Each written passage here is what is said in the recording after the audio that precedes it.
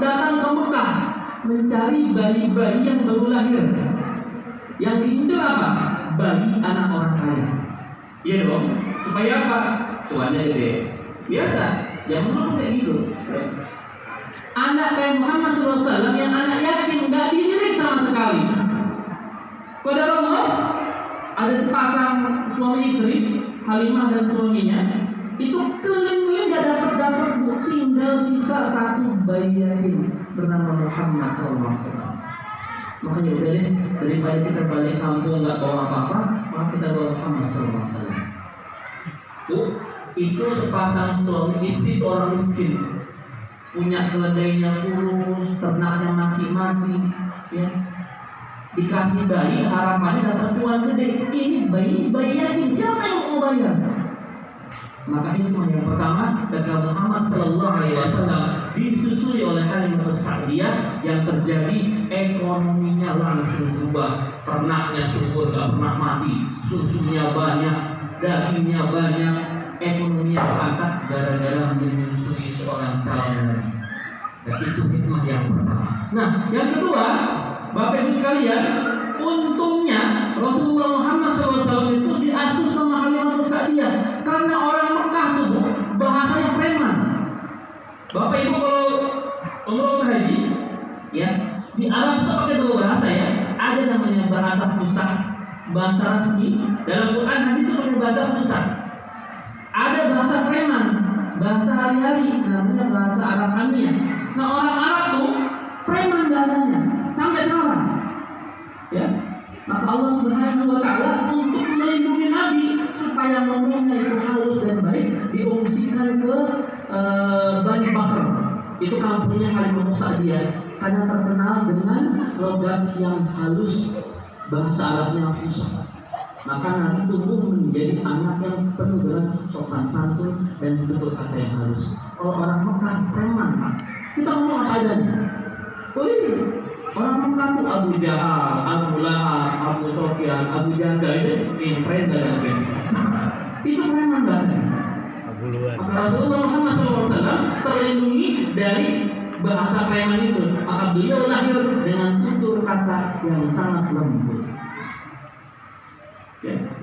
Singkat cerita, ketika usia sudah mulai 5-6 tahun, ya, teman-temannya paling bu. Kenapa? Muhammad kecil diculik.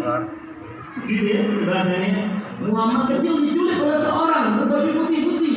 Dia melihat jika salat dibelah dadanya, dicuci hatinya, dibersihkan. Maka Muhammad SAW adalah manusia yang dimaksud terbebas dari segala dosa. Ya, ini kita belajar sirah sebentar Bu ya, sebelum kita masuk tema yang kata duluan. Ini tema yang sangat menarik nanti. Ini belakangan. Kita sirah sebentar. Nah, saya mau tanya sambil ngetes sedikit. Ibu kan punya 2 PS itu ya. Nanti saya mau ngetes kalau anak-anak kita hafal, emak bapaknya belum tentu. Ya, nanti abis saya mau tanya. Tapi nggak standar. Siapa bapak Nabi, ibu Nabi, kakek enggak? Itu standar. Pertanyaannya beda.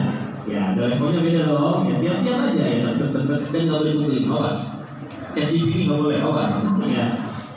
Ya, lanjut ya. Makanya simak baik-baik apa yang saya sampaikan. Ketika usia 12 tahun, anak kita 12 tahun itu umur anak kelas 6 SD mungkin ya. Beliau nggak main Mobile Legends, nggak pernah kita. Ya. Beliau nggak main Roblox, enggak. Ya. Nggak main PUBG, enggak. Emang lu enggak. Ustaz tahu lah, aku juga sama mainnya. Gitu, enggak. Beliau itu langsung dididik oleh pamannya menjadi seorang pengusaha. Pengusahanya apa? Bukan pedagang lontong, ekspor impor. Kemana tujuan pertamanya? Ke daerah Syam yang hari ini sedang bergejolak. Syam itu apa aja? 1. Syria. 2. Lebanon. 3. Jordania. 4. Yang sedang ramai sekarang Palestina. Itu wilayah Syam. Rasul muda langsung berangkat menjadi pedagang ekspor impor. Terus tahun demi tahun berjalan, terkenal sebagai anak muda yang jujur dan cakap dalam berdagang. Maka hampir semua penduduk Mekah menitipkan barangnya untuk diperdagangkan oleh Muhammad SAW dan selalu membeli dengan untung. Maka Muhammad ketika usia 20-an langsung menjadi seorang saudagar. jarang kita tahu nih. Muhammad itu bukan orang miskin, dari muda sudah kaya karena beliau itu pedagang sukses sampai membuat seorang wanita konglomerat. Kalau laki-laki konglomerat, kalau perempuan apa namanya? Konglomerat wakil itu bukan ya? Konglomerat apa ya? Konglomerat di kota Mekah bernama Siti Khadijah binti Khuwailid itu jatuh cinta. Wah, ini ada pemuda ganteng, dagangnya hebat, orangnya jujur. Dia bilang sama asistennya, tolong tanyain Muhammad masih jomblo apa enggak. Apa hikmahnya itu? Apa hikmahnya? Perempuan ternyata boleh menawarkan diri. Nah, ya, jangan dibawa kalau saya. Perempuan ternyata boleh menawarkan diri kepada laki-laki soleh. Soleh kan? Perempuan boleh menawarkan diri kepada laki-laki yang dianggap soleh, beriman, bertakwa, dan amalnya baik seperti Muhammad SAW. Gitu ya? Ibu-ibu yang punya anak-anak usia-usia mau menikah, boleh tuh. Di sini imam masjidnya Pak DKM sudah menikah belum? Oh enggak ya, bisa. Di beberapa tempat yang saya datangi di Indonesia ini banyak sekali anak-anak muda kita habis, cakap, suaranya bagus. Nah, jamaahnya saya bilang, silakan Bu kalau mau ngetek Pak Imam, mumpung masih jomblo, boleh, ya, menawarkan, Ustaz, maukah engkau jadi imam? Nah, Bu, ini sedikit bocoran Bu ya. Kejadian yang pernah menimpa saya. Lagi tanya jawab begini, saya baca satu persatu, maaf pengajian kayak begini banyak campuran ya. Satu pertanyaan saya baca, ujungnya, Ustaz, bersediakah Ustaz jadi imam saya? Astagfirullah, enggak begitu juga, enaknya jangan ditanya jawab begitu ya. Ya, Bu, jadi boleh ya kita perempuan ibu menembak laki-laki yang dianggap soleh. Jadi itu dilarang Khadijah. Maka qadarullah Muhammad SAW pun ternyata menyambut tembakan itu. Setelah berdiskusi dengan pamannya Abu Thalib, maka resmilah Muhammad SAW melamar Khadijah. Ada yang tahu maharnya berapa? 20 onta merah. Gimana tuh onta merah? Pernah lihat tuh? Oh, Pak, Masya Allah Pak, kalau zaman sekarang mobil yang paling bagus warnanya merah. Apa namanya? Merah nih. Zaman dulu onta juga warna merah. Ya. 20 onta merah. Yuk, di sini ada onta nggak? Saya sudah riset Pak. Saya biasa riset nih. Sebelum ngomong, ternyata harga onta merah itu 400 dinar. 400 dinar. Ini teman-teman ini tolong direkam di otaknya, karena semua yang saya ucapkan nanti akan saya tanya mungkin. 400 dinar. 1 dinar berapa? 2 gram emas. Kalau hari ini kita hitung ya sejuta kurang lebih ya, 900 sekian. Sejuta aja gampang. Berarti 1 dinar sama dengan 2 juta. Kalau 200 dinar sama dengan 400 juta. Jadi harga 1 onta itu, oh sorry bukan, tadi 400 dinar, ya artinya 400 kali 2 juta, 800 juta. 1 onta merah harganya 800 juta. Cocok apa saya kan dapat? Ya, 800 juta dikali 20 itu cepat 16 miliar kelamaan. Mas kali Muhammad SAW itu 16 miliar. Bro, yang mana jomblo? Ente kalau ditodong mas kawin 16 miliar, lanjut kawin sama Bu? Lari. Aku aja dulu, hashtagnya begitu ya. 16 miliar Bu. Pemuda Muhammad SAW itu memberikan mahar 16 miliar. Sebelum jadi nabi, nanti dia akan berkata seperti itu, bahwa berikanlah mahar yang terbaik kepada istrimu Pak. Makanya mahar itu harus gede. Kalau mampu, kalau Muhammad mampu 16 miliar maharnya. Kalau ibu kan mahar sekarang orang sholat.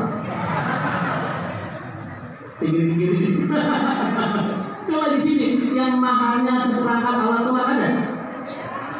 semua kayaknya ya, ditambahin emas gitu ya. Saya bukan melarang Bu, silakan seperangkat alat sholat, tapi sama masjidnya. Makin gak tahu nanti begini. 16 miliar mahar seorang Muhammad Buddha kepada Khadijah. Artinya berikanlah mahar yang terbaik kepada istri. Bu, Bapak, kenapa mahar perempuan harus besar? Karena mahar itu adalah setengah hak warisnya perempuan. Dalam Islam, hukum waris, seorang laki-laki itu hak warisnya 2 kali dari perempuan. Ya, baik, Bapak ya, Bapak. Bini kita perempuan yang 1. Nah, yang separuh lagi itu ternyata dari mahar suami ibu. Maka mahar adalah hak istri, bukan harta bersama. Ini zaman dulu orang nikah yang suami minjem kalau bininya balikin. Itu haknya istri. Awas, banyak pun. Ya, pasangan muda nggak punya duit. Nih, abang pinjam dulu ya, kalau mau cincinnya dijual. Ya, ada juga gitu, itu harus banyak bulurah ya, bulurah datanya kali ya. Apa bulurah sendiri yang alhamdulillah, iya gitu ya. Itu harta ibu ya, ibu kalau pernah dipinjam mas kawin sama suaminya minta balik yang 10 kali lipat. Iya dong, ini dulu gitu kan. Muhammad menerima lamaran, Khadijah menerima lamaran Muhammad SAW dan mereka menikah berapa tahun? Selama hampir 25 tahun. Muhammad ketika menikah usia berapa Bu? Pak? Usia 25, Khadijah ketika menikah usia 40 tahun. Artinya hikmah lagi, menikahi wanita yang lebih tua itu enggak apa-apa, yang penting cinta. Nggak harus perempuan yang lebih muda, ya, gitu ya. Jadi boleh menikah, usia tidak menjadikan halangan. Saya mau tanya, Bapak Ibu sekalian, jamaah sekalian, Rasulullah itu poligami apa monogami? Jawabannya keras. Poligami apa monogami? Monopoli. Kalau Bapak jawab poligami, itu wajar. Poligami, memang itu mau. Bu, Pak, betul. Rasulullah itu dua-duanya ternyata. Enggak poliandri, Bu, bukan poliandri. Ya, Rasulullah Muhammad SAW itu dua-duanya. Beliau monogami, beliau juga poligami. Karena semua kehidupan beliau itu ada hikmahnya, tidak ada hikmah habis itu. Maka beliau ini penganut monopoli, monogami dan poligami. Monogami kapan? Ketika beliau menikah dengan Khadijah, apakah beliau menikah dengan perempuan lain? Artinya 25 tahun menikah dengan Khadijah. Inilah pembelajaran kalau ada suami memilih satu istri saja. Coba bapak-bapak di sini ikatan suami satu istri, ya. ya, ikatan suami saya istri, ya, ya. Bapak yang memilih dengan satu istri, maka periode hikmah yang harus Bapak pelajari adalah periode ketika Muhammad menikah dengan Khadijah 25 tahun. Rasul Muhammad sangat mencintai Khadijah sampai membuat istri lainnya cemburu. Ketika wahyu pertama turun, Bapak tahu ya, wahyu pertama turun di mana? Di Gua Hira. Rasulullah itu melihat umatnya sedang kacau, berulang. Ini orang calon pemimpin itu begini. Ketika melihat umatnya kacau, beliau berkontemplasi, merenung. Ada apa dengan umat? Beliau menangis loh. Beliau menangis. Itu renungan seorang pemimpin. Pemimpin merenungi kenapa kaum saya seperti ini. Itu yang dilakukan Nabi kita Pak. Selama 3 tahun, Nabi waktu itu sudah kaya raya Bu. Pedagang sukses, investor sukses. Kalau dia mau hidup nyaman, dia hidup nyaman. Tapi tidak. Saya bergetar melihat tingkah laku kaum saya yang dikenal dengan nama kaum jahiliyah. Jahil Bu. Jahiliyah itu bukan bodoh artinya. Memang secara bahasa artinya bodoh, tapi bukan orang di sana nggak berpendidikan, tidak. Orang di sana jago Bu, jago syair, bahkan Abu Jahal, bapaknya bodoh gitu kan artinya. Beliau itu seorang ahli hukum, orang pintar. Kenapa disebut bodoh? Karena menolak kebenaran. Waktu itu pintar Pak, namun tingkah lakunya, akhlaknya yang jahil. Zaman sekarang kalau kita tawaf, Oh biasa ya Pak beliau ya. Zaman dulu tawaf sambil telanjang. Lanjut dengan berzina sambil mabuk-mabukan. Itu yang terjadi. Ya. Mengorbankan binatang, darahnya dilempar ke Ka'bah. Apalagi itu, perempuan bebas berhubungan dengan siapa saja, tinggal masang bendera kuning. Artinya perempuan itu boleh dengan siapa saja. Ada namanya pernikahan istibda. Istibda itu pernikahan Bapak Ibu sekalian di zaman jahiliyah. Istibda itu ketika ada suami istri, bapak ini sang suami melihat, Bu, itu kayaknya ada pemuda keren tuh, orangnya pintar, ganteng segala macam. Soalnya ibu berhubungan sama dia dengan harapan dapat benih yang unggul. Seorang suami yang mengizinkan istrinya berhubungan dengan laki-laki lain yang dianggap punya bibit, bebek dan bobot. Istibda. Belum lagi kalau ada anak perempuan lahir langsung dikubur. Dan segala macam kejahiliaan yang membuat Muhammad SAW itu berintrospeksi, berkontemplasi, berdiam diri. Namanya tahanus. Bertahanus di buah gelap. Berapa tahun? 3 tahun. Usia 38, 39, 40 tahun. Di usia 40, Rasul diberikan wahyu pertama Allah Subhanahu wa taala. Apa bunyinya? Apa bunyinya? Iqra. Baca. Bapak sekalian, makanya kalau ada orang Islam bodoh itu dia bukan orang Islam. Karena ayat pertama yang turun itu Iqra.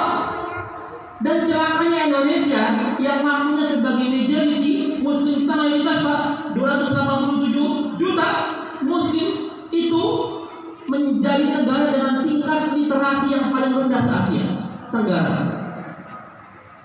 Sama dengan Timor Leste, sama dengan Kamboja. Tingkat literasi kita, artinya kita nggak suka membaca. Saya agak khawatir dengan literasi kita ini, Bu, yang berjalan kita tampil. Kalau mereka lebih suka melihat gadgetnya, nanti lama-lama mereka nggak suka membaca bukunya. Apalagi buku sekarang semuanya kebanyakan e-book, Bu. Bukunya di gadget. Ini menjadi PR besar buat kita semua, bagaimana meningkatkan semangat literasi anak-anak kita supaya rajin baca. Ibu suka baca nggak? Baca status? Baca postingan? Scrolling TikTok sama IG? Itu bukan membaca. Makanya Bu, coba deh pulang dari sini Bu, buat program di keluarga Ibu 1 bulan 1 buku. Dipaksa anak kita membaca supaya apa? Supaya mereka tinggi literasinya. Hari ini kita kekurangan. Saya kemarin melihat beberapa video sosial eksperimen.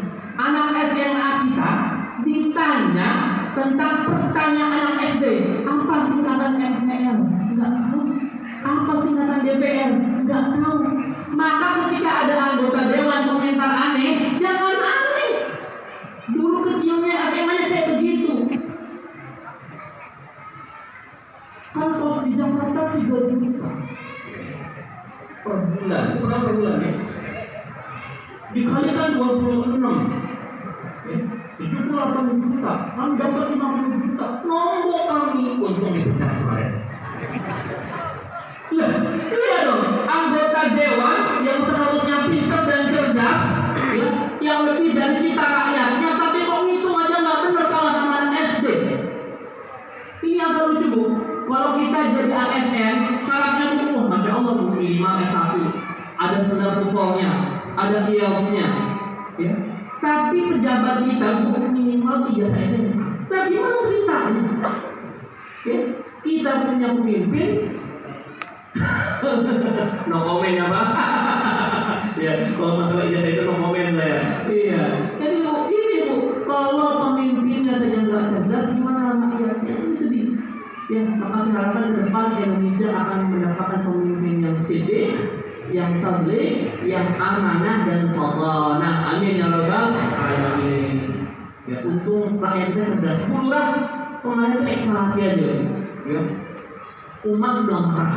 Rakyat udah marah, lagi susah dijogetin sama Taiwan. Yang marah tuh, iya kan? Lagi susah dijogetin yang marah. Akan terjadi, memang ada penyusup. Saya akui ada di situ yang menumpang gelap, ada. Tapi aksi serentak di seluruh Indonesia itu nggak mungkin ada dalam itu semua aksi diturunkan. Dan alhamdulillah di beberapa daerah yang saya kunjungi di Lampung, Amir Zainal gubernurnya Masya Allah turun langsung ke lapangan menemui para pendemo bersama anggota DPRD, bersama Pak Kapolda, semua turun adem Mbak. Di Palu pun sama, di Banjarmasin sama, di Palembang juga sama. Cuma di Jakarta doang kalau model ketemu, makanya terjadi korban. Kita berdoa kepada kota itu diberikan Fatimah ya Bu ya. Dan yang kadang masih ada hilang semoga segera ketemu. Zaman sekarang bukan zaman curi mencuri lagi, gitu ya. Baik, lanjut pada tema kita. Muhammad Shallallahu Alaihi Wasallam ketika menikah. Maka setelah tadi saya baca teman-teman anak-anak kita tentang sirah yang beliau ditinggalkan istrinya di usia 51. Sedih Bu, ketika Khadijah meninggal maka Allah hibur dengan perjalanan Isra Mi'raj dari Masjidil Haram ke Masjidil Aqsa yang sampai detik ini belum menjadi milik umat Islam. Bapak Ibu sekalian, jangan lupa ba'da salat selalu selipkan doa-doa untuk saudara kita di Palestina. Sedih Bu, dihibur dengan Isra Mi'raj. Pamannya meninggal dunia. Siapa nama pamannya? Abu Thalib. Abu Thalib itu paman yang membesarkan, melindungi dakwahnya, meninggal dalam keadaan muslim apa kafir? Kafir.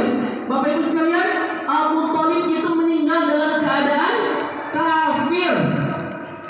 Ketika sakaratul maut, Bapak Ibu sekalian, dibisiki oleh Muhammad SAW. Wahai pamanku, ucapkan satu kalimat ini, la ilaha illallah, maka akan menjadi hujahku di akhirat untuk membelamu. Sampai di ujung hidupnya lidahnya keluh tidak bersyahadat. Kalau kata anak zaman, tidak login Pak, tinggal syahadat doang padahal.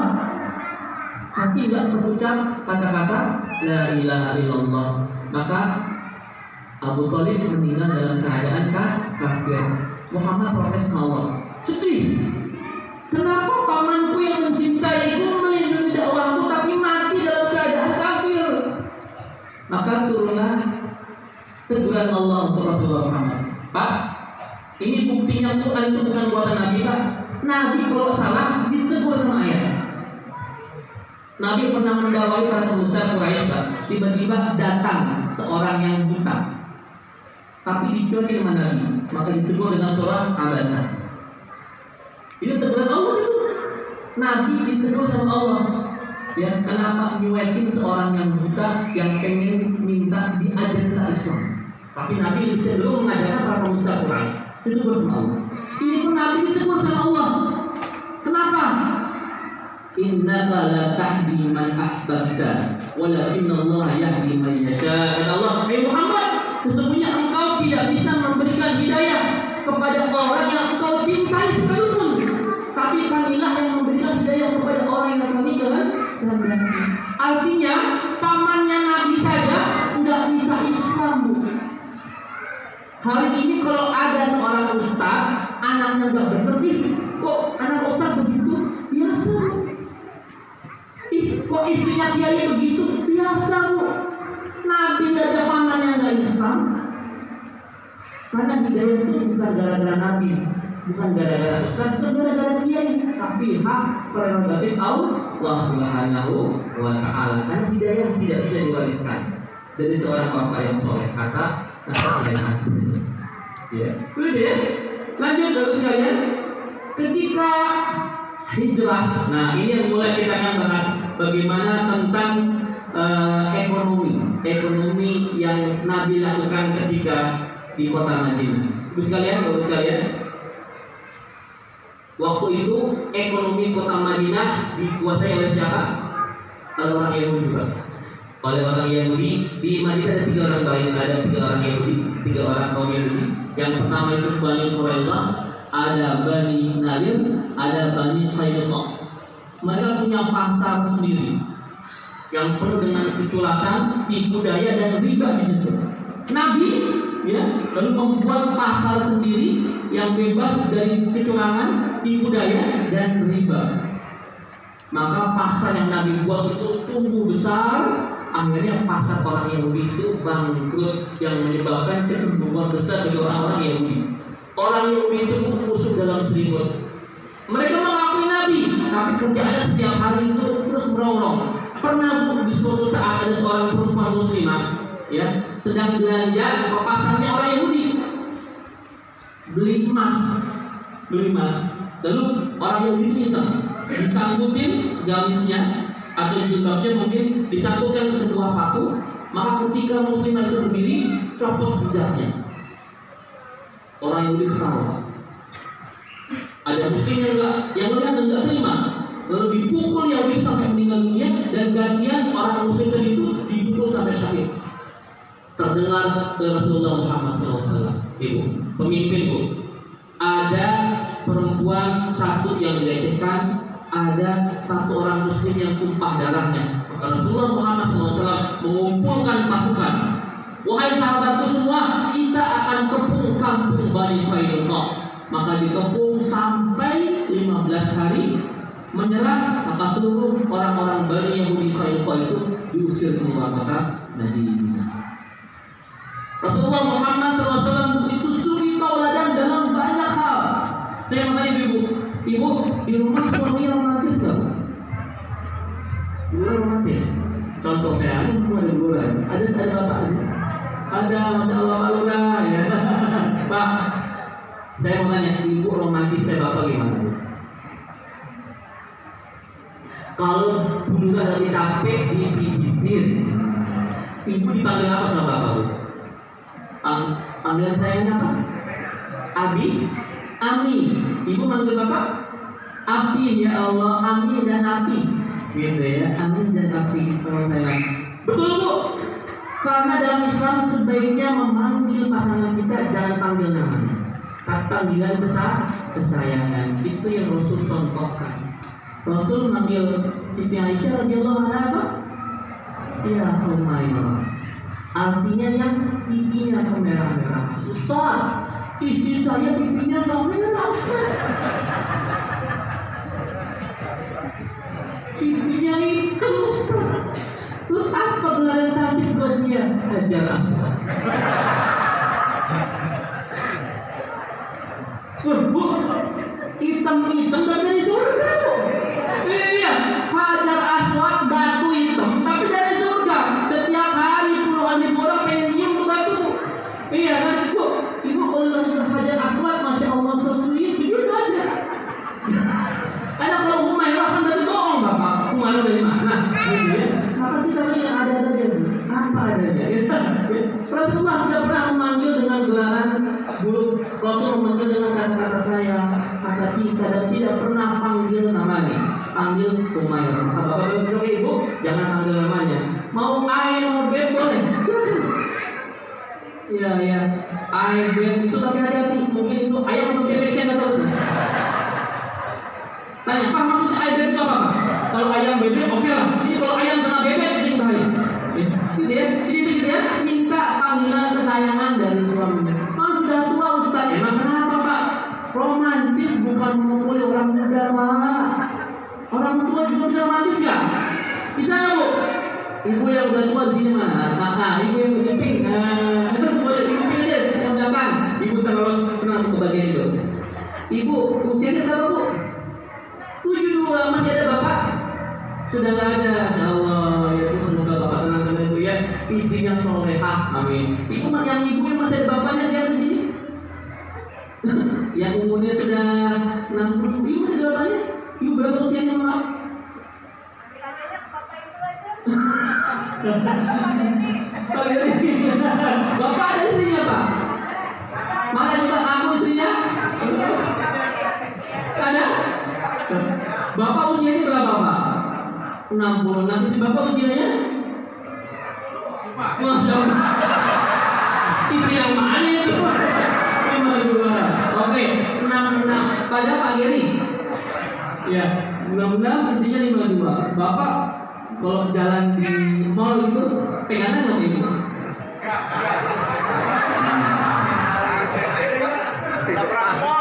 Mantap. Contoh dari sesepuh kita ya. Ini pasangan muda nih.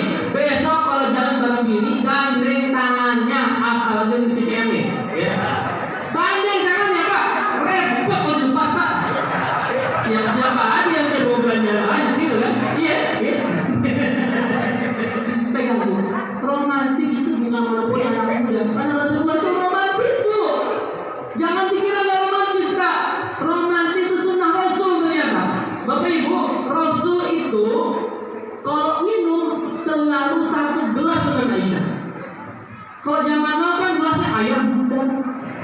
Papa, mama, adik ini jangan satu gelas, kalau nggak lagi dulu ya, segelas aja. Rasul selalu minum di bibir yang sama dengan istrinya tuh. Jomblo jangan dibayangin mas. Ini 20 tahun ke atas ya. Rasul itu romantis pak. Suatu ketika Rasul itu sedang pulang pengajian subuh biasa. Ritualnya kalau habis pengajian dibuatin air manis ya, kita makan manis lah kira-kira gitu ya. Sama Aisyah dibuatin teh manis. Ya. Rasul seperti biasa minum dibuatin teh manis ya.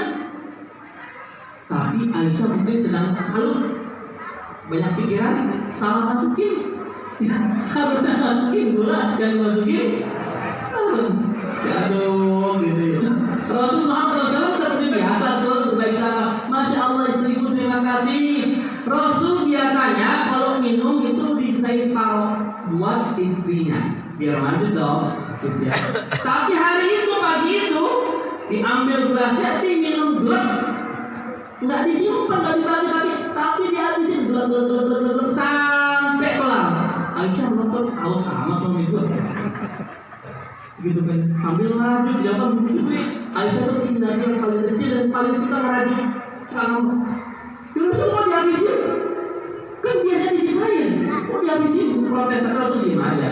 Dia kasih gelasnya, dibawa ke belakang. Emang seenak apa sih teh manisnya sampai dihabisin begitu? Dicolek dikit udah disana. Ya Allah, ini garam manisnya Rasulullah kenapa nggak bilang? Kenapa main nggak habisin aja? Rasul ketawa aja. Suami itu, laki-laki itu, kalau ada yang manis dibagi sama istrinya. Kalau ada yang asin, asam, sepet, pahit dia telan sendiri. Gitu pak. Pendukung saya ya. Laki-laki, suami itu kalau ada yang manis dibagi sama bininya, gitu kan? Kalau ada yang enak telan sendiri. Jangan dibalik. Dulu apa yang sama? Bapak ada apa paling tadi? Begitu bu. Kayak laki-laki itu kalau ada yang enak dibagi bareng sama istrinya, di-share sama istrinya, jangan sama yang lain. Ini yang pulang rumah semua masalah, jangan. Kalau yang enak-enak berumur, Rasul begitu bu. Rasul itu selalu membawa yang asik-asik, yang enak-enak buat kabar istrinya. Ya, apalagi bu romantisme, Rasulullah itu suka lomba lari dengan Aisyah. Bapak ibu kan kalau mau romantis berdua, murah bu. Di pendak lari aja berdua. Di kala pertama lari bu, Rasul itu menang. Rasul menang. Kenapa? Karena Aisyah masih kecil, tubuhnya masih langsing. Ya. Sekian tahun kemudian karena makin membesar, orang zaman dulu bu, salah satu ciri kecantikannya katanya kalau sudah menikah tubuhnya apa? Ya, tubuhnya membesar. Maka sekian tahun kemudian Rasul yang gantian menang. Aisyah, tubuhmu sudah besar, aku pemenangnya. Itu Rasul romantis bu. Rasul Aisyah pun pernah nobar, tahu nobar? Nobar sama nobar. Nobar itu apa? Nonton bareng. Rasul pernah nobar sama istrinya. Ibu pernah nggak sama bapak? Sama bapak pernah ya. Ini Rasul contohnya bu. Tapi kan juga ada bioskop ya. Rasul menonton pertunjukan seni tombak dari sahabatnya Bilal bin Abi Rabah dan teman-teman dari Habasyah. Ada kesenian main tombak. Kita kayak di Papua itu gara-gara ya. Kata Rasul, wahai Bilal, nanti pertontonkan ya kesenian tombakmu di hadapan aku dan istriku. Maka Rasul mengajak Aisyah duduk di sini, duduk. Aisyah nyender di bawah Rasulullah SAW. Gitu. Selesai dia gitu. Bila mulai itu pertunjukan tombaknya, 1 putaran, 2 putaran, 3 putaran. Kata Bilal, ya Rasulullah sudah selesai. Sebentar Bilal. Wahai istriku, lanjut apa stop? Lanjut ya Rasulullah. Bilal lanjut putar lagi. Selesai ya Rasulullah. Gimana? Lanjut lagi udah. Sampai sekian lama Rasulullah menegur. Ya Aisyah, ada juga Aisyah.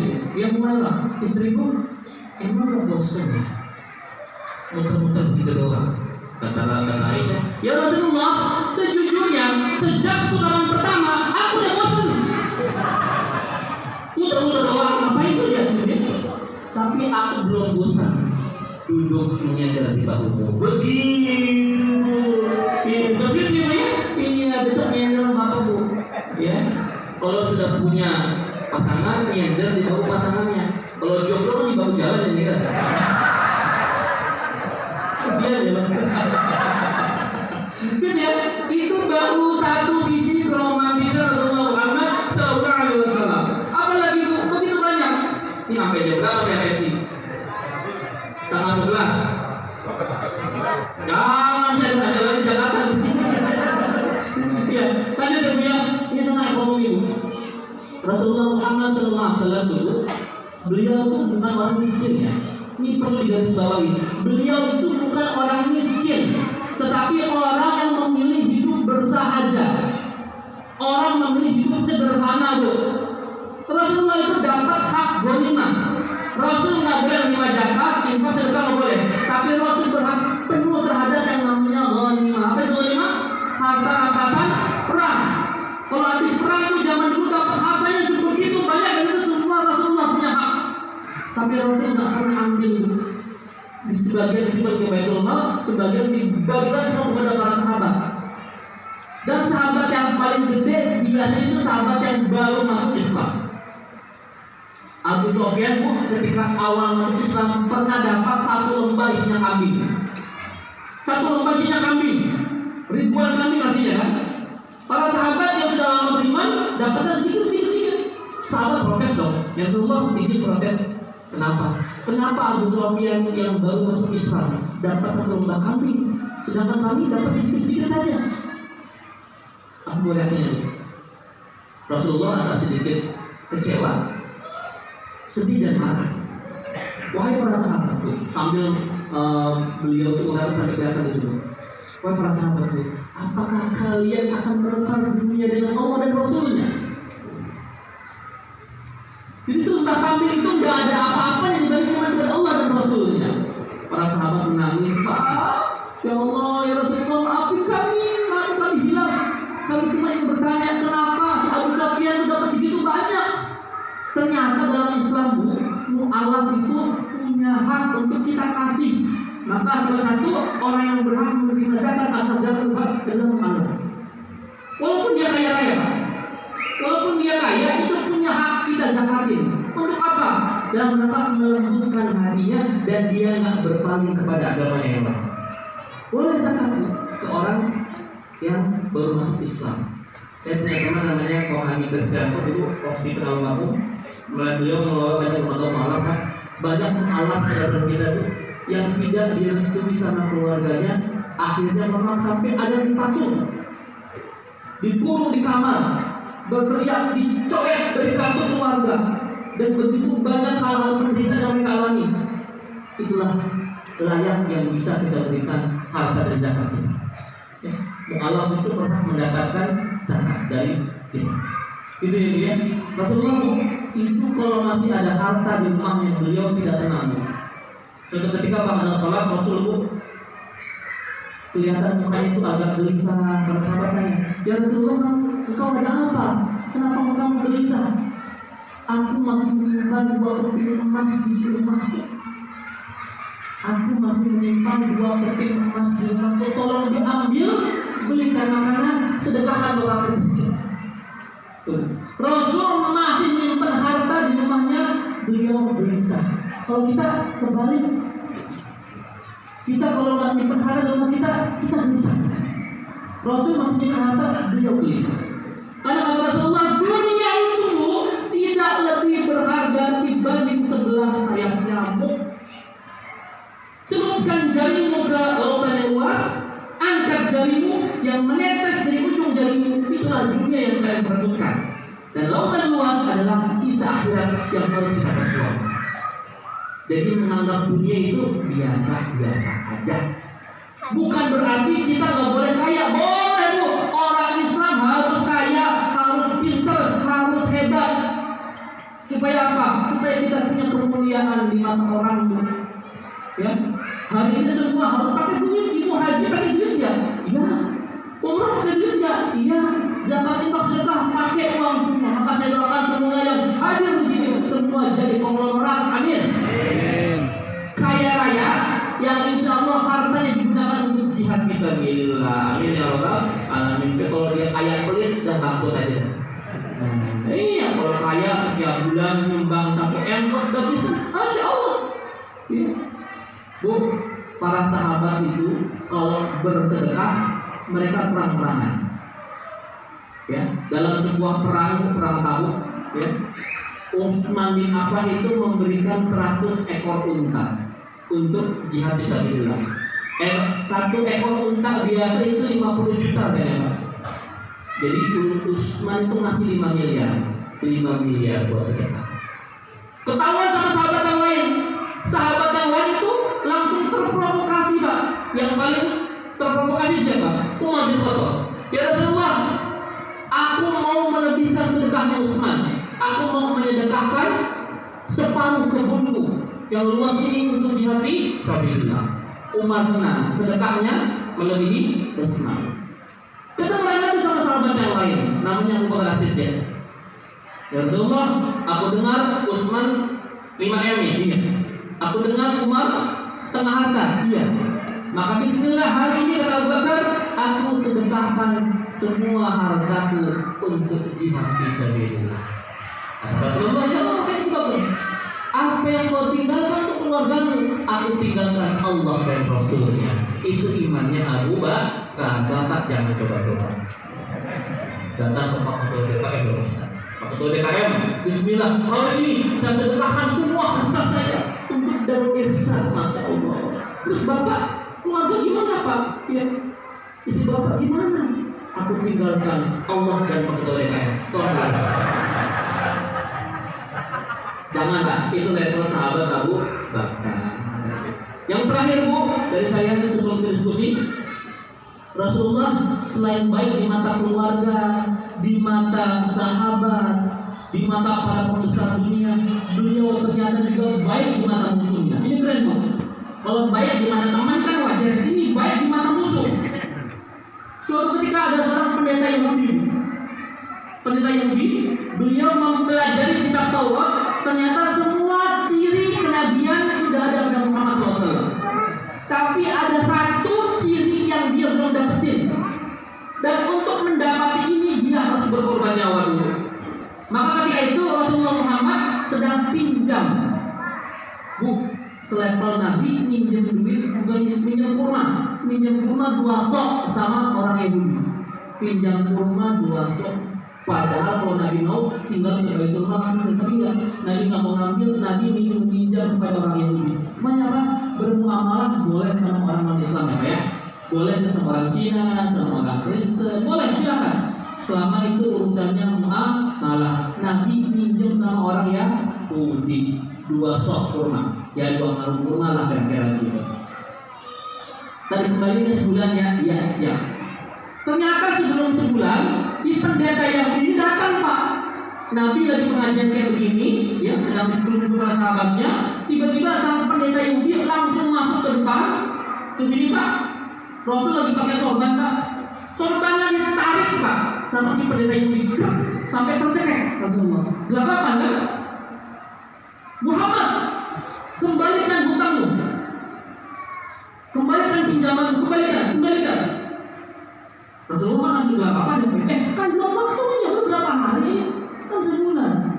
Kira-kira gimana sahabat reaksinya? Langsung berdiri semua. Umar cabut pedang Umar 15 orang gitu. Ya Rasulullah, izin aku penggawalannya. Jangan ngegas Umar, kalem. Ya. Kalem aja. Rasulullah, ya lepaskan ya. Baik. Aku akan ganti hutangku 2 sok kurma, 2 kali kurma itu, tapi tolong kamu jangan sepertinya lagi. Umar, tolong antarkan si Yahudi ini ke Baitul Mal, ambil 2 sok kurma, ya 2 sok kurma ditambah bonus 1 sok kurma. Kok dibonusin ya Rasulullah? Ya udah nggak protes. Ya. Terus kenapa masih aku ya? Ini hukuman buat kamu karena kamu ngegas tadi. Sambil bersungguh-sungguh Pak, Umar di depan, si Yahudi di belakang. Ini si Yahudi kurang ajar kan, belum dia tempo dia tadi dikasih bonus juga, gemetan gitu sambil dia gunjung gitu kan, bu, ya si Yahudi di belakang ngomong, hei man, bodoh, kamu tahu nggak? Aku tuh kesini mempertaruhkan nyawaku. Jadi dia, maksudnya apa? Ya, aku kesini itu beresiko akan ditebas alaku oleh orang kaya kamu. Tapi aku ingin mendapati sebuah informasi yang aku harus lihat sendiri. Mulai serius, maksudnya apa sih? Aku telah mempelajari semua ciri kenabian yang ada pada Muhammad dan semua cocok di kitab Taurat. Tapi ada satu hal yang masih ganjal. Apa itu? Aku belum mendapati pembuktian bahwa cintanya Muhammad itu lebih besar dibanding marahnya. Dan aku harus ngecek sendiri hal itu. Maka aku buat skenario, minjemin kurma, ditagih sebelum waktunya. Yang orang pasti marah. Tapi ternyata Muhammad itu kasih sayangnya melebihi amarahnya. Maka umat berkata, saksikan detik ini juga. Asyhadu an la ilaha illallah wa asyhadu anna Muhammadar Rasulullah. Orang mereka Yahudi musuh beliau masuk Islam gara-gara cinta Rasulullah lebih besar dibanding marah. Maka hikmah kita bagi sekalian berjamaah, yuk besarkan cinta kita, besarkan rahmat kita.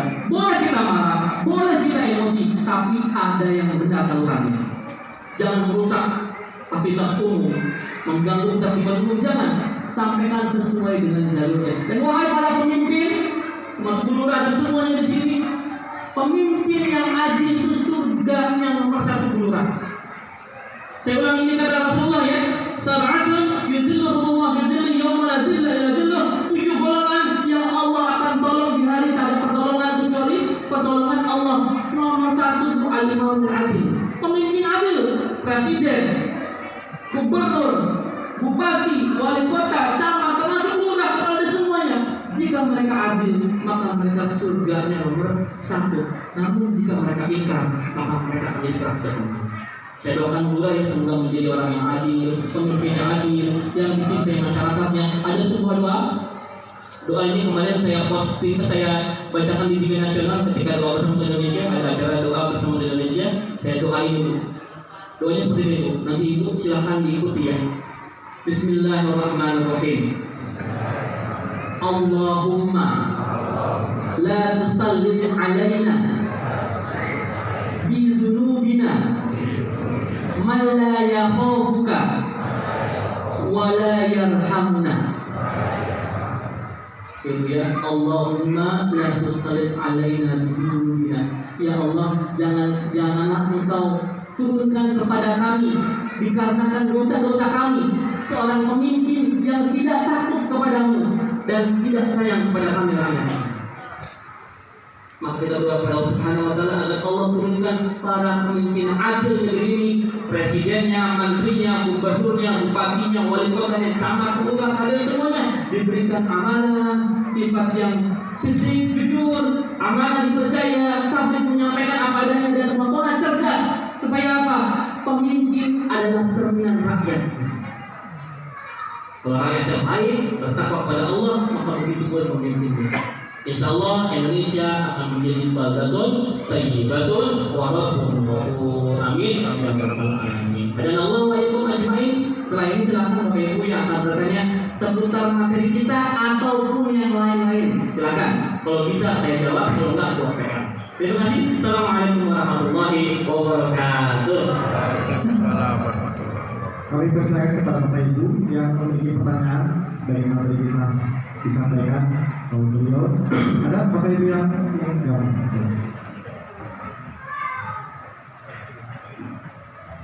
Terima kasih Ustaz. Sebenarnya saya pernah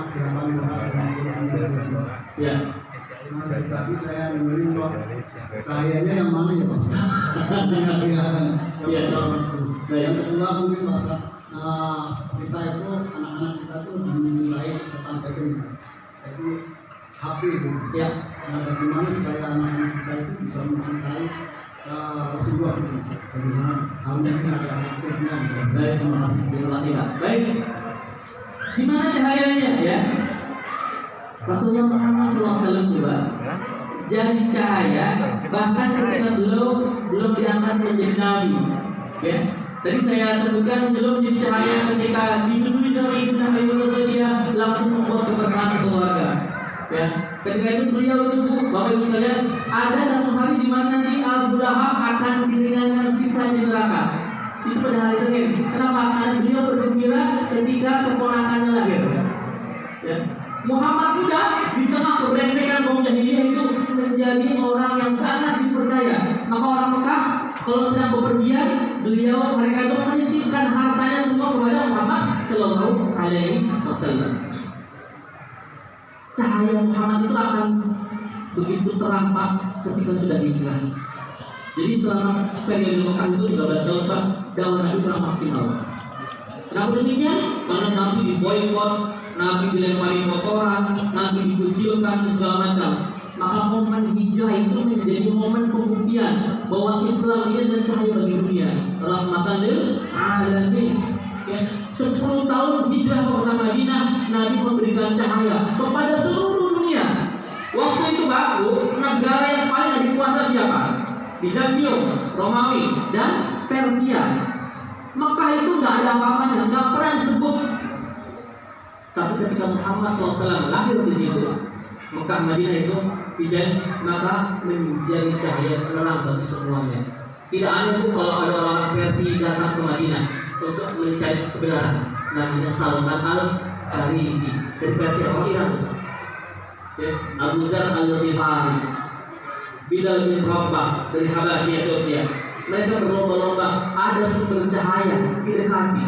Itulah Nabi kita Muhammad Sallallahu Alaihi Wasallam. Yang paling utama itu apa, Bu? Hadirnya Nabi itu membuat akhlak berubah. Karena Nabi itu diturunkan pertama bukan untuk membuat kita bisa baca Quran, segala macam bukan. Tapi innama bu'istu liutammima makarimah akhlak. Sesungguhnya kata Nabi, aku diutus awal-awalnya untuk menyempurnakan akhlak kalian. Maka keberadaan Nabi itu baru langsung merubah akhlak di sekitarnya. Yang dulu anak perempuan lahir di kubur, sekarang Islam memuliakan perempuan. Islam sangat memuliakan perempuan sampai meletakkan surga di bawah telapak ibu. Agama yang tidak ada, hanya Islam yang membuat surga ada di telapak kaki ibu. Coba dicek ada dong.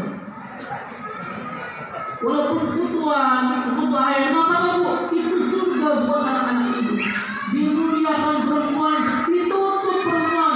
Dulu kan dibiarkan terbuka, dibiarkan bebas. Waktu itu Pak, orang boleh menikah lebih dari 100 perempuan. Menurut, maka poligami dengan 4 itu menekan orang Arab. Orang Arab itu jangan terlalu Mustafa gede-gede maksudnya. Biasanya kayak 100 orang disuruh 4. Itu kira-kira tertekan nggak? Tertekan. Ya, tapi Nabi membuat seperti itu supaya apa? Tidak terjadi kesewenang-wenangan terhadap kaum wanita.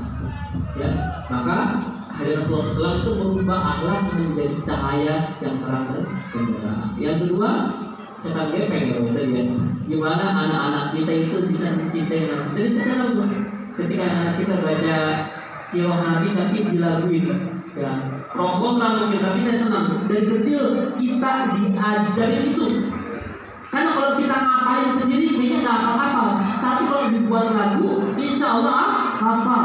Nah, masalahnya Bu, setan gepeng ini menarik. Jangankan anak-anak kita, emak-emaknya Pak, itu senang sama setan gepeng. Ya?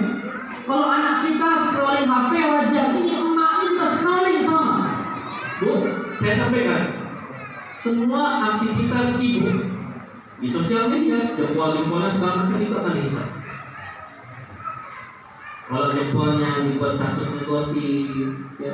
Kalau jempolnya dibuat status dan gibah ngomongin orang, hati-hati Bu. Hari ini kan kita menggibah kan harus pakai tulisan ya, tapi pakai tulisan. Cukup dibuat status, ditimpalin, sudah dosanya berjamaah dan itu nggak bisa dihapus. Kalau ibu sudah buat status, walaupun ibu dilihat itu di capture sama orang, di screenshot sama orang. Hati-hati Bu, hari begini menggibah itu menjadi lebih modern. Zaman dulu kita kalau menggibah itu gimana? Tukang sayur, ngumpul atau mampir rumah tetangga menjadi mutu gitu ya, di kampung gitu ya. Ya. Tapi hari ini menjibah nggak perlu kemana-mana, cukup di kamar pakai handphone di grup WhatsApp, grup WA pengajian Indonesia. Hari Minggu, hari Maulid, masih bajunya itu lebay, berlebihan, mana pakai perhiasan banyak, yang cincin dipakai semua, menggosip di grup WA. Hati-hati ya, hati-hati ibu ya. Artinya Pak, hari ini tayangan-tayangan kita kurang menarik Pak. Karena itu anak itu bisa sama HP. Tugas kita, saya, para pendakwah dan para konten kreator membuat konten dakwah supaya menarik dan dilirik anak muda. Ya, anak muda kita itu sekarang lebih suka podcast yang aneh-aneh ya, yang agak pornografi, yang umbar aurat atau gamers-gamers itu laku ceramah yang nonton beberapa orang. Ya, dan tugas kita hari ini membuat konten yang menarik. Maka berdakwah hari ini bukan urusan tuh, wahai para konten kreator, para youtuber segala macam, ya itu boleh berdakwah dengan caranya masing-masing. Hati-hati dengan setan gepeng. Ya kalau kata Ustaz Zulman, Dajjal itu sekarang sudah berada di rumah kita orang Islam. Apa itu? Itu setan gepeng, handphone. Handphone ternyata Dajjal kecil. Ya, hati-hati guna handphone anak-anak kita, maka tolong dibatasi penggunaannya, jangan dibiarkan. Saya suka ngisi varian minggu di mana-mana tuh. Caranya begini, yang beli handphone siapa? Saya Pak Ustaz. Yang beli kuota siapa? Saya Pak Ustaz. Yang handphone sama? Saya Pak Ustaz.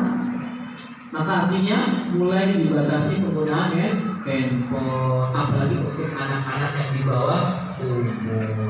Bersama. Demikian Pak, terima kasih. Gantian. Oh, ini bapak semua Bapak. Mama gantian ya. Terima kasih atas waktunya. Pertanyaannya simpel dan gampang. Ya, jawabannya itu ya Pak ya. Soal apakah apabila istri mengizinkan suaminya nikah kembali bakal masuk surga? Cuma segitu, terima kasih.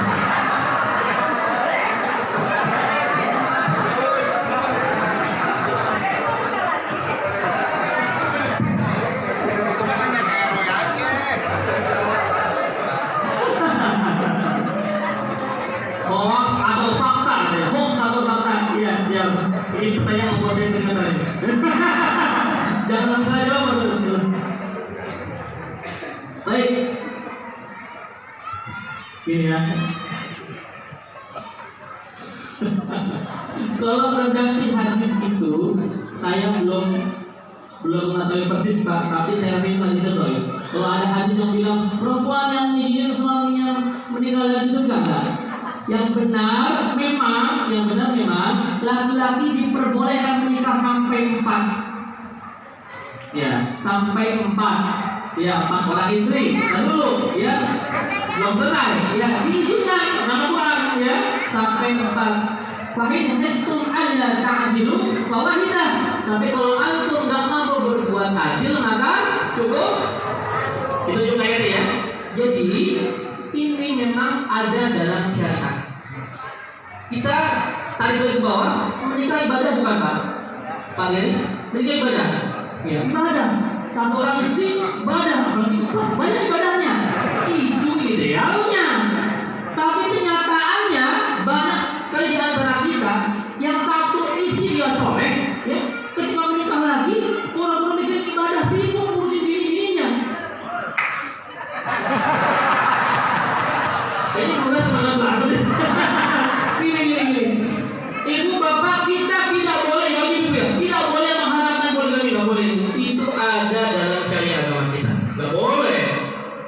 Kata saya gini, Abi, saya nggak melarang poligami, saya cuma nggak mengharapkan, tapi jangan Abi aja gitu. Perempuan.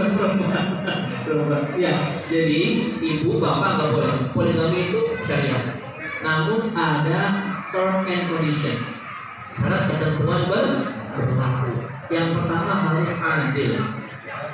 Perlu izin istri nggak Pak? Nggak perlu, betul. Bu, saya mau video ya, jangan dipotong. Bapak menikah lagi itu tidak ada syarat izin istri pertama, nggak ada.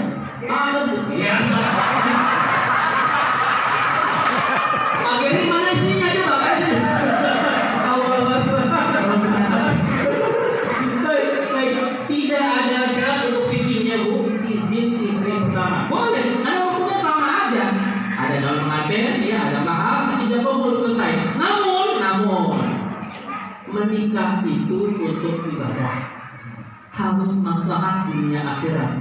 Sesuatu yang cukup selindung, sembunyi-sembunyi itu akan mengakibatkan kemudorotan.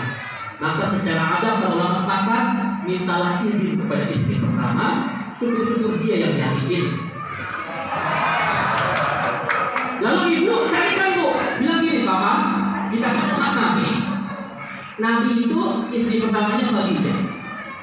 Setelah menikahi istri keduanya, beliau menikahi Siti Saudah, janda perang Badar, usianya 65 tahun. Ibu tahu yang kenapa gini?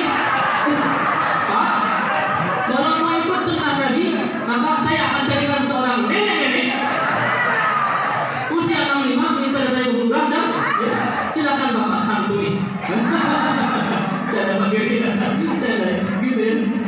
Jadi benar, tidak ada syarat izin istri pertama, namun untuk kemaslahatan maka izin baik-baik. Jangan ada prinsip lebih mudah minta maaf dibanding minta izin. Awas. Gitu ya. Ada kasus itu, ada jangan saya lupa. Menikah diam-diam, siri, sah pernikahannya, sampai punya anak.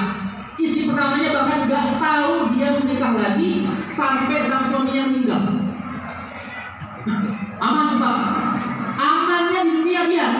Setelah itu dia bingung, kenapa? Karena anak dan istri-istrinya itu kan punya hak waris yang sama loh. Datang semua ke istri pertamanya minta jatah warisan. Jadi tolak, terjadilah pertempuran, cekcok keras di situ. Karena anak dari istri manapun mau sah mau siri itu punya hak waris yang sama. Itu yang terjadi kalau pernikahan itu sembunyi-sembunyi. Maka kalau mau menikah terbuka saja, namun perhatikan sisi maslahatnya, kebaikannya. Ini juga bisa maslahatnya apa mudaratnya, ditimbang-timbang Pak. Kalau saya menikah, saya lebih takwa, mau menikah. Iya. Kalau gara-gara menikah lagi Pak, ini makin takwa, makin menikah lah. Menikahlah. Asal diizinkan sama istrinya supaya apa? Supaya nggak cekcok tiap hari. Gitu ya. Dan ya, ibu tidak boleh anti poligami. Ya, tapi bapak pun berpoligami harus dengan aturan yang syar'i dan disiapkan bekal ilmunya, bekal ekonominya, ya, dan bekal komunikasi yang baik, Bu. Pak, jujur Pak, ini fakta, Pak Homs tidak sakit fakta. Ada nggak perempuan yang ridho suami dibagi? Ada nggak? Siapa ada? Coba. Ini yang sini ya. Yang ada di sini, Bapak Ibu, Ibu dulu boleh silakan. Siapa yang ridho suaminya menikah lagi? Siapa tuh udah pres kan?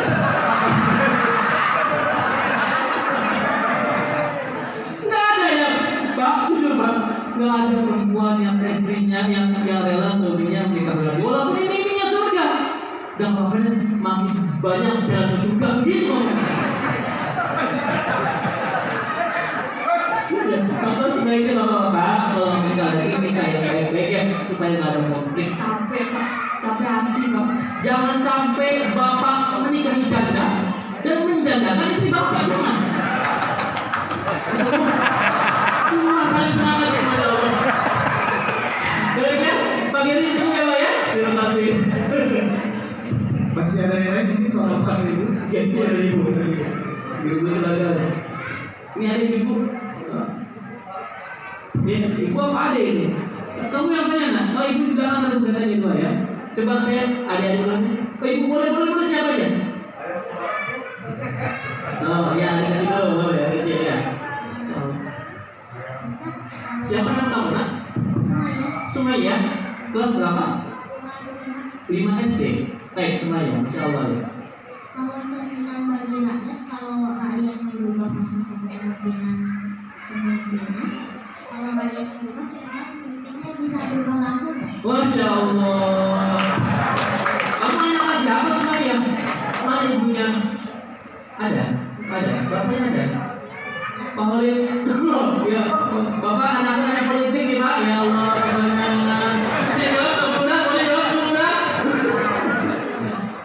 Kalau pemimpin, kalau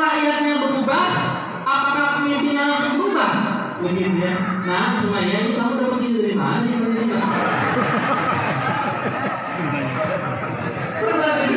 Baik. Gini ya semuanya ya, mana ya?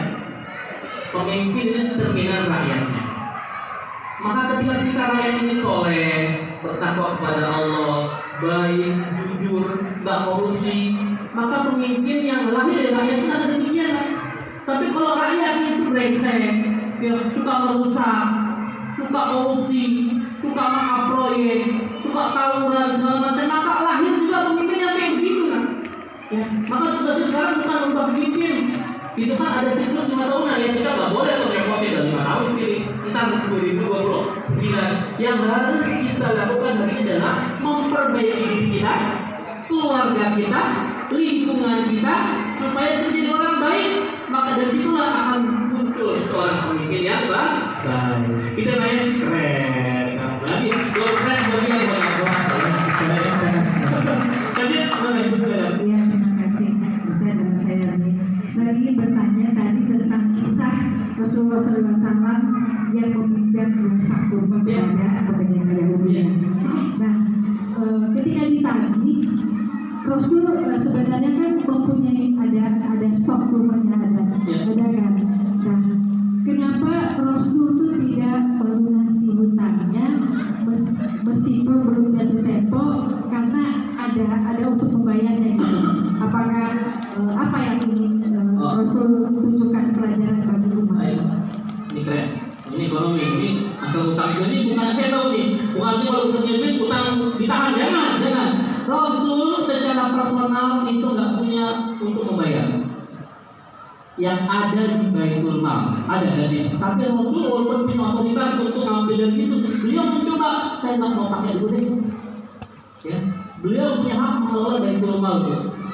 Kunci yang pegang, semua berhak di bawah Rasulullah. Namun beliau kalau bisa tak pakai dulu harta itu harta umat, harta milik semuanya. Nah, ketika terjadi seperti itu, daripada terjadi penghargaan, maka Rasul umat tolong selesaikan dengan harta dari Baitul Mal. Artinya Bapak Ibu, ya, kalau punya hutang, kita sudah ada punya untuk menggantinya sudah bayar, betul. Rasul sudah tidak punya secara personal, dan beliau membayar dengan harta dari Baitul Mal agar tidak terjadi konflik lebih panjang lagi. Ini yang udah nggak benar nih, maka selesaikan saja. Gitu ya Bu ya. Baik, terima kasih. Ibu yang di pojok yang di interview itu silakan interview. Ibu Mila. Ya, baik. Silakan. Tanya saya menurut Imam Syafi'i, Ya. kita diperbolehkan rakus, tapi rakus untuk ilmu, bukan rakus untuk kekuasaan. Ya. Mohon penjelasannya. Baik, ya. Ilmu itu Masya Allah. Bapak kalau punya harta, ibu kalau punya harta, kan sibuk dengan harta. Namun kalau kita punya ilmu yang akan menjaga kita. Maka salah satu hal yang paling utama kenapa ayat kamu Iqra, baca. Artinya baca, telaah, riset, belajar, cari ilmu. Ayat pertama tentang ilmu, tentang kecerdasan. Maka orang Islam itu tidak boleh bodoh. Yang terjadi hari ini kalau umat kita bodoh, kita dibodoh-bodohin Pak.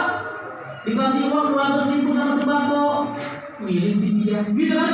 Sekarang saya ketawa ini, teman-teman yang protes mau berbuat di DPR dulu yang beli emang siapa? Gitu kan? Maka sekarang ke depan tolong ya, tolong yang kalau ada yang nyambung ini, nyambung itu, manipulasi segala macam, jangan diterima. Kalau hukumnya menggadaikan itu, jangan. Ada bilang Ustaz terima ada duitnya, jangan coblos karena nggak boleh munafik namanya. Anda menerima konsekuensinya Anda harus mencoblos karena ada syarat di situ kan. Ya. Jangan terima. Ya. Maka yang harus diperbaiki sekarang keilmuan masyarakat kita supaya kita pintar Bu. Enggak dibodoh-bodohin itu capek Bu. Ya. Maka ini nyambung sama pertanyaan dari Ismail ini ya. Kalau kita mau berubah cerdas, cerdaskanlah dulu masyarakat kita. Ya, anak-anak semua sekolah yang tinggi. Hari ini Bapak Ibu celaka sekali Bu. Kita ini disuguhi para influencer yang nggak sekolah Bu. Ada YouTuber kaya raya SMA nggak lulus dia. Walau Jumat harganya miliaran. Kalau sekolah aja kaya. Nah, Hati-hati anak ya, ilmu itu bukan buat jadi kaya.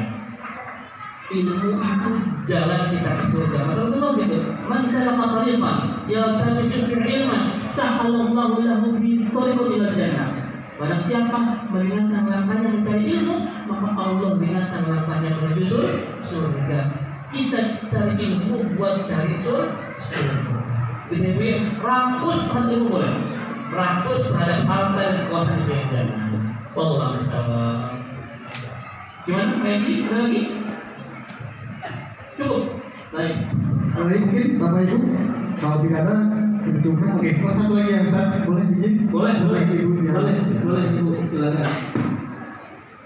Pak Ustaz mau bertanya masalah hidayah. Tadi Ustaz mengatakan dalam suatu keterangan innaka la tahdi man ahbabta walakin Allah yahdi man yasha. Itu ayat Quran apa hadis ya? Surat Al-Qasas. Al-Qasas itu ayat itu Al-Qasas 46. Saya kalau saya cek ya.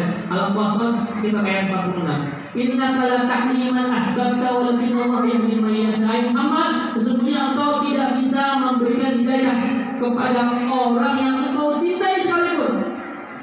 Tapi ya itu tergantung orang yang dikehendaki. Artinya saudaranya Nabi nggak bisa masuk Islam. Anaknya Nabi siapa? Anak sama Nabi Nuh nggak bisa Islam. Istrinya Nabi Nuh pun demikian. Tapi ada suaminya ngaku Tuhan, istrinya solehah siapa? Fir'aun dan Asia. Artinya hidayah itu adalah haknya Allah. Tugas kita untuk mengantar hidayah.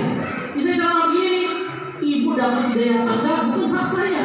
Saya jadi wasilah, jalan, ngasih ibu ilmu pengetahuan. Hidayah itu adalah haknya Allah. Wallahu a'lam. Ya, cukup. Ada lagi? Bang, ada. Bapak, boleh Pak? Ada satu lagi Pak? 1, 2, Bapak. Ini ibu-ibu Bapak ikhlas ya, diperpanjanginnya ya. Mumpung saya masih bisa jawab. Ya. Baik, Bapak dulu nanti Ibu baru. Silakan Pak. Assalamualaikum warahmatullahi wabarakatuh. Silakan.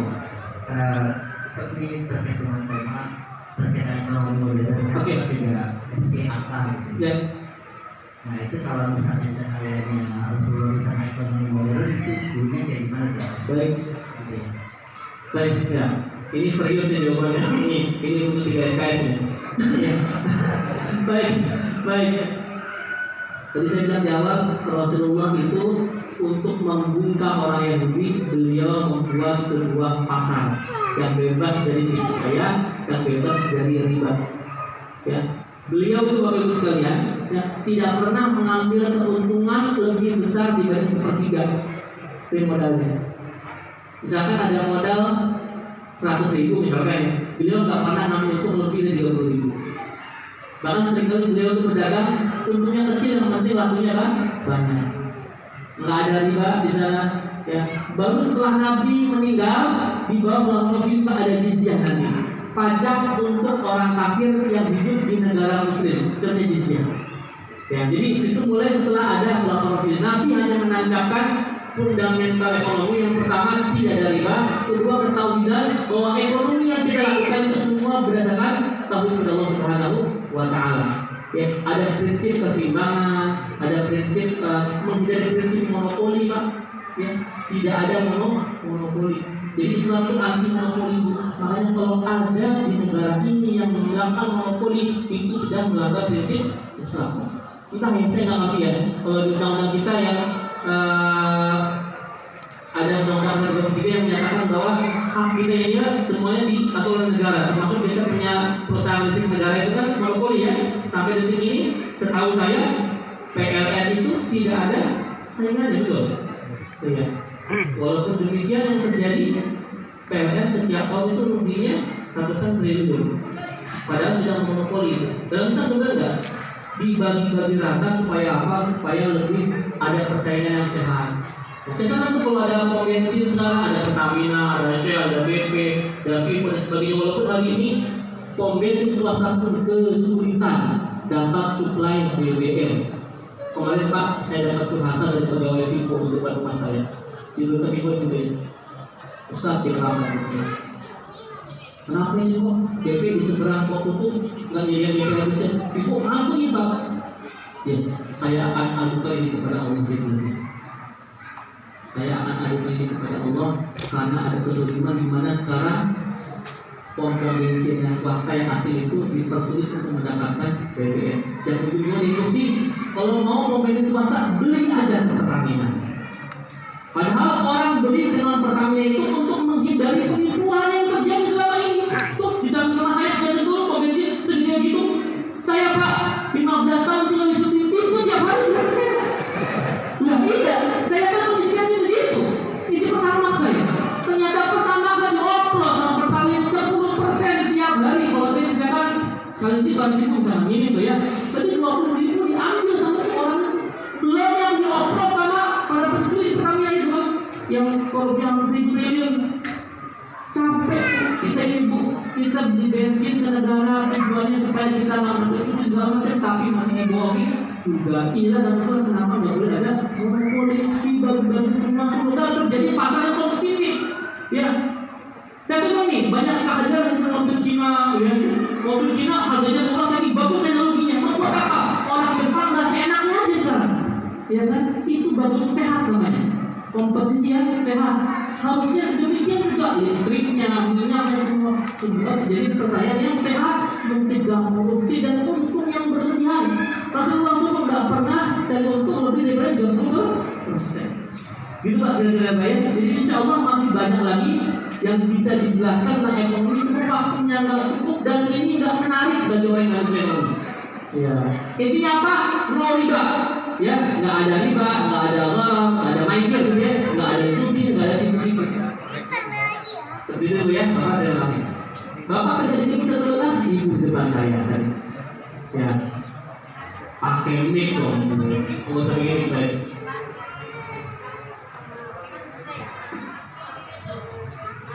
Ya, pakai begitu. Terus susah itu, Ya. gimana ya menyikapinya Pak? Mana itu pertanyaan juga sama ibu yang lain ya. Anak kita lebih suka sama handphone dibanding suruh sholat haji. Tadi jawabannya sebenarnya itu Bu. Yang pertama jangan dibiarkan kebablas pakai handphone anak kita. Harus dikontrol sama orang tuanya. Ibu saya tanya pernah dipakai anak nggak? Nah, Bapak Ibu sering merazia handphone anaknya ya. Dirazia handphonenya, ini mama kayak polisi di apa-apa, minta kuncinya. Kalau kamu nggak kasih kunci, mama nggak kasih pulsa. Ya, kenapa demikian Ibu? Handphone anak kita, kalau tidak biarkan lolos tanpa kontrol, yang terjadi yang disimpan apa? Ada foto apa? Ada video apa? Di sosial media mereka follow siapa? Bagaimana message-nya, inbox-nya, DM-nya semua dicek sama Ibu. Karena hal ini banyak kejahatan itu via sosial media. Ibu sekarang pinjol sudah mengarah anak-anak SMP SMA loh Bu. Kemarin ada seorang ibu kaget dapat tagihan 70 juta dari pinjol. Padahal nggak merasa minjem. Ternyata minjem lewat anaknya yang nyuri KTP ibunya. Ditanya anaknya buat apa? Buat top up game. Innalillah. Kita nggak ngerti mau top up game. Dan mereka nanti puluhan juta. Peminjam dapat pinjol. Ya, tugas ibu hari ini adalah memantau handphone anaknya.